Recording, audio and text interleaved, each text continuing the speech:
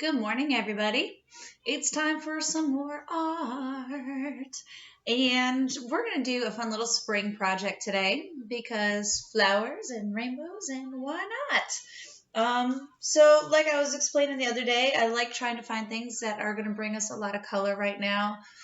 In spring, we're going through a lot of different days where it's sunny and then it's not, and then it's kind of dreary and rainy, and we're stuck in the house, and we need a break from our reading and our math and everything else that is kind of getting us stuck in the house. So when we can sprinkle in our art in between, it gives us a break from all that other stuff. It gives us a little bit of a brain break from all that thinking that we're doing.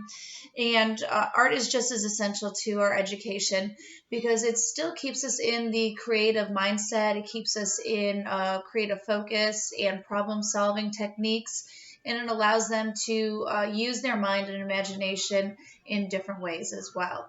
So it's still essential to their educational focus, but it helps them just take a break from everything else that they're focusing on. So we're going to do a watercolor technique, but if you don't have watercolor paints, you're still going to be able to do this with us, because if you've got some watercolor markers at home, that's all you're going to need. So I've already done my example, and I've got it right here. This is it. This is what we're going to create today. So what you're going to need is a piece of paper. If you've got a Sharpie marker, that is what I've done for the black. That's kind of what it made it look a little bit bolder, a little bit brighter. So if you've got a Sharpie, that's great. If not, you can still use a black crayon and get the same effect, because the crayon is going to be resistant to the watercolor marker that we're going to put on it, and not going to mess up your initial drawing at all and make it very visible. So if you don't have a Sharpie, no worries, you can still do this with us, but you're going to want to find a black crayon. Your black color pencils can still work, but you're not going to be able to get the same darker lines, the thicker lines that we're going to get in some of our other areas. So either a Sharpie or a black crayon. Your piece of paper, this was a standard size piece of paper. You're going to see in a minute. I have started the project already, and then I've cut it down, because the other thing you're going to need on top of your markers, your regular washable markers, if you don't have Crayola, any brand is going to work, is going to be a gallon size Ziploc bag. Now mine has color on it because I've already used it, if you can see it in some spots.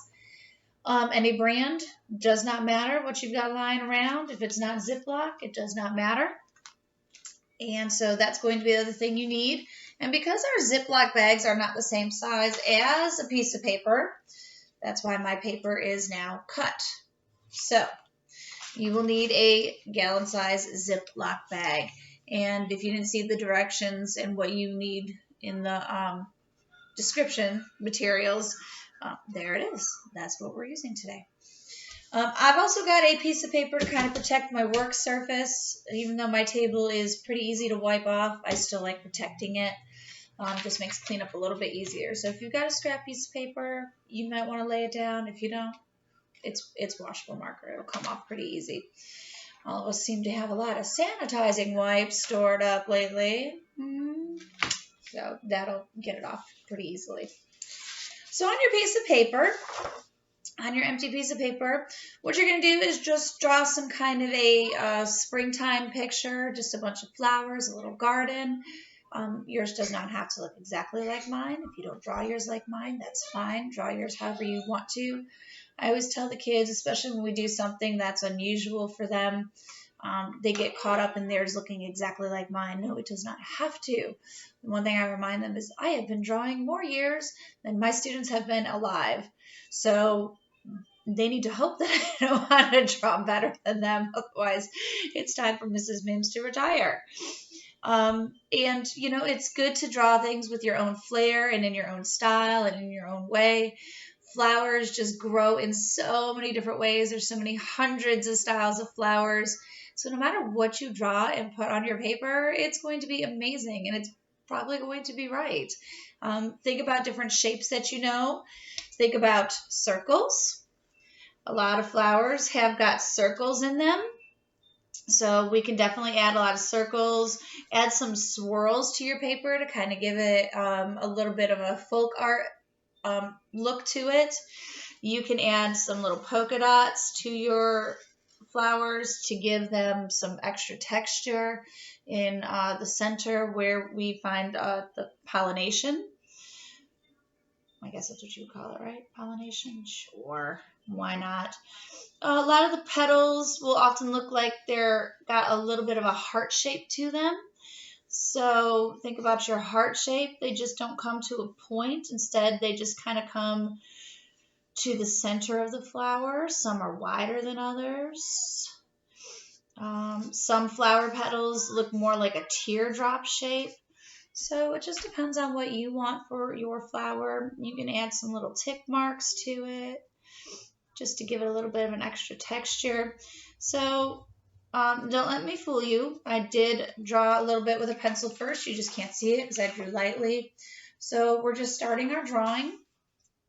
And what I did was I laid my bag down beforehand so I knew how much room I had and where to kind of stop my drawing. I mean, if you keep going, that's not a big deal. All of it just won't have the color. And so we're just kind of drawing with our marker right now, getting some basic flowers on. How much detail you add to this is completely up to you.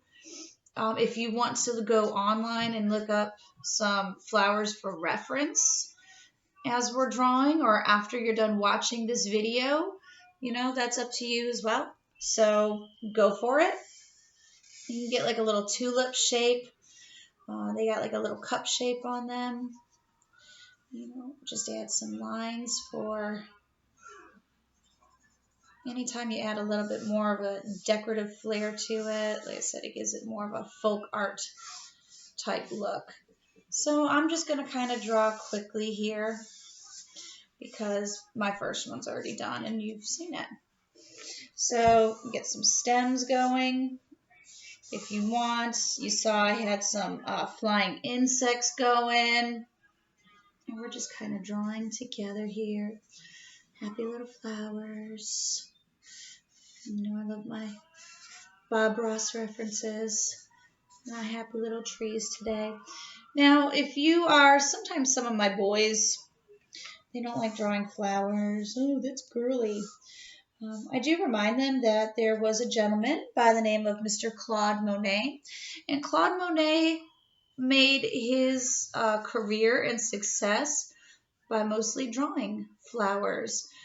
He had this beautiful garden in France, and he curated it and took care of it mostly himself, and then would go out and just spend hours walking in it and tending to it, painting it.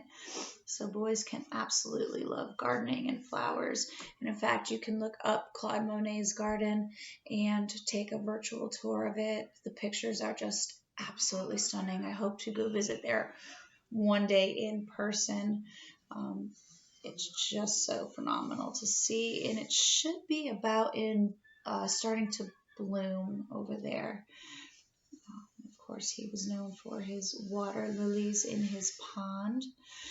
And usually when I start talking about Mr. Monet and his success in painting flowers, that usually has some of my boys going, oh, really? Yes, absolutely. Boys can paint anything they want to. Do you have to do this with flowers, though? No, you can do anything you want to, but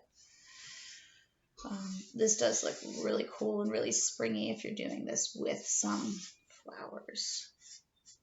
So I'm just about done here. This really didn't take me long, but again, I have already done this once today, so yours may take you a little longer. That's fine. Don't worry about it. You can, of course, take all the time you need at home and pause it and take your time with me. So I'm going to put a couple little flying insects in here. And put a happy little bumblebee. And I did not I didn't color anything now. And I'm just going to give it some grass with our marker. Now again, if you did this with crayon, this can work exactly the same. Ta-da! All right, maybe I went grass crazy. So you get the idea. There's our finished product. Now with the bag, what we're going to do is we're going to take it. I did the rainbow pattern just going straight down. You can do it any way you want to. If you just kind of want to do it in chunks here or there, do a haphazard pattern, whatever you want. Does not matter. But what you're going to do is just take your markers and you're just going to color the bag in and start doing it. Even if you want to do some kind of a different pattern, if you want to use, you know, just your cool colors. So I'm on the outside of the bag, and you'll notice that the colors are looking very, very light. They're not very dark looking, and this kind of had me fooled too. I'm not gonna lie to you. As I started coloring, I couldn't really see my yellow and the orange. Is this really going to work? That's why I test everything out before I teach it to you guys. That with all my lessons for my students. That's what a good teacher does, right? And so, yes, indeed it did. And in fact, come to find out, this would also make a really fun printing technique. And we may do a follow-up lesson using these baggies. So instead of taking this bag, throwing it out, save this bag. While you probably can't use this for food, you can take this rainbow, you can wash it off, and we will use this for another project. We are not going to throw things out. We are going to keep reusing things. You will see this bag at a later date, and we'll use it for another art project. So don't you worry about that. I believe in trying to reuse things. So I've got my rainbow colored. If you do not draw as fast as me, don't worry about it. You've got a pause button. Okay. So now this is where we're going to get a little messy. Okay. Now there's a couple things. So I'm going to use a spray bottle. I've got my handy little spray bottle here. And I'm going to spray my baggie. I'm going to spray my water on my bag. It's going to let my colors mix together. I'm not going to soak it, because I don't want all my colors to run and drip before I can get it on my paper. Now, if you don't have a spray bottle handy, one thing you can do is you can actually take this, while this is still kind of wet and damp, and flip it over onto your paper as it is, like this. Print it, press it on there hard, and then get a little cup of water with a little brush, and then just wipe the water over on top of that and still get a similar effect. So here's what we're going to do. You've got a spray bottle. Some people do for their laundry or whatever. Just going to lightly mist this. So I've got just a few water droplets. And now I'm going to switch out my papers. And carefully place this on here, and my water is going to kind of smear in here, and I'm kind of rubbing in the direction of my lines and my angles, so I don't get too much crossover. I don't want my colors to be muddy, but I can watch all my puddles kind of come together. Let's see what we got. Oh, I did do that good. And if there's any that you feel like they didn't, you can give another little spray. I don't like that section. Some of my edges. So as I lift this up, we are going to have this really cool watercolor effect, and you still got an edge to pick it up by, and there you go. How cool is that? Like I said, if you don't have a spray bottle, this is where you would have taken your paper. You could have taken this just as it was, laid it down. And this would be where you take your brush with water and you would have just kind of swept over it. It turns out really bright, and you can see how the Sharpie really stands out. This was really fun to try and experiment with. Watch how the water interacts with all the markers and how these colors kind of come together. And in rubbing with the rainbow lines, you still get your separation of your colors, but you get just a touch of crossover where they should be. And it's just a really fun, bright project for well, right now it's kind of cloudy and overcast. So just something to brighten up your day. And while we're all stuck here at the house, I hope you guys really enjoy this one, because I really did. And I look forward to doing some more art with you guys. We'll see you later.